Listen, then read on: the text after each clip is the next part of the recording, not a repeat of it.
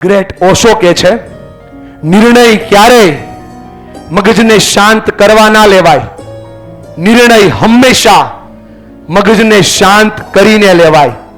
અમારી બધી બહેનોના મનમાં સવાલ થતો હોય કે ભાઈ તું સંવાદ કરવાનું કે છો, વાત કરવાનું કે છો, અમે તો રોજ વાત કરીએ છીએ. બહેનો ખોટું ના લગાડતા, તમે 10 વાત કરો છો ને તો 10 માંથી 8 તો ફરિયાદ કરો છો.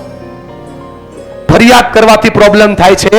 30 સેકન્ડ ખમો તો ખબર પડશે કે એકચ્યુઅલમાં નિર્ણય ક્યાં લેવાનો હતો. એક્ટ કરો, રિએક્ટ કરો, પ્રોએક્ટ કરો કે અલ્ટ્રાએક્ટ કરો, ખાલી 30 સેકન્ડનો ગેપ લો. સાહેબ 30 સેકન્ડનો ગેપ લીધો હોત તો આજે તમારી ઇજ્જત પરિવારમાં ટનાટન હોત.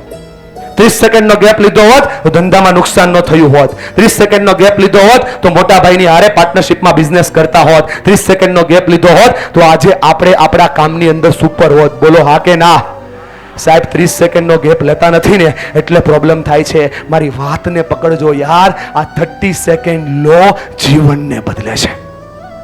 પ્રમુખ સ્વામી મહારાજ એવું કહેતા કે દુનિયાથી છુપાવી અને તમે કૂવાના અંદર જઈ અને તમે તમારો મળત્યાગ કરો, તમે બહાર ન આવો ને એ પહેલા તમારો મળત્યાગ બહાર આવે.